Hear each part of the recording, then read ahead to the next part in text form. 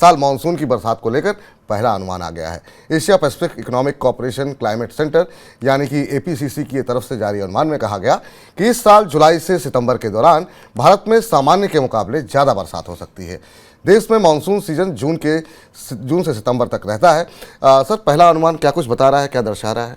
पिछला साल मानसून के लिहाज से खासा चुनौतीपूर्ण था, लेकिन अब अनुमान आना शुरू हो गए हैं और आमतौर पर जो लोग मानसून को करीब से फॉलो करते हैं या भारत के मौसम ट्रेंड को फॉलो करते हैं उनको पता होगा कि अब यहाँ से मार्च के अंत से अप्रैल से लेकर दुनिया की अलग अलग एजेंसियाँ एल निनो और ला निना के बारे में अपने अनुमान जारी करना शुरू करेंगी, जो भारतीय अर्थव्यवस्था के लिए बेहद महत्वपूर्ण है। तो ये एपीसीईसी का जो क्लाइमेट सेंटर है उसका पहला अनुमान आया है और उसने ये बताया है कि एल निनो का असर अब खत्म होता दिखाई दे रहा है और ला निना अपनी स्वाभाविक परिस्थिति में वापस लौट सकता है। इस नए पहले अनुमान के हिसाब से माना जा रहा है कि जो अब अप्रैल से जून के बीच का टेम्परेचर है उसमें में कमी आएगी और जिसका असर हमें बादलों के बनने के तौर पर और बेहतर मानसून की बारिश के तौर पर दिखाई देगा। अभी इसके बाद कुछ अनुमान और भी आएंगे, लेकिन इस अनुमान में एक महत्वपूर्ण बात समझने वाली है कि भारत में मानसून का सीज़न सितंबर के बाद तक चलता है। अभी अनुमान केवल शुरुआत के 3 महीनों के लिए है, इनमें सामान्य से अधिक बारिश हो सकती है। पर भारत के मानसून को आप ऊपर से बड़ी तस्वीर के तौर पर नहीं देखकर समझ सकते। पिछले साल हमने आपको विस्तार से बताया था कि भारत के मानसून में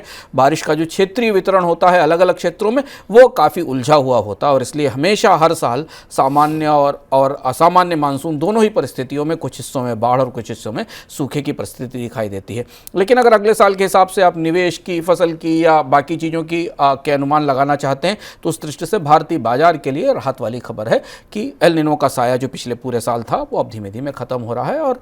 समुद्र के तापमान में कमी आएगी जो कि ला निना के साथ आती है और मानसून सामान्य रहेगा।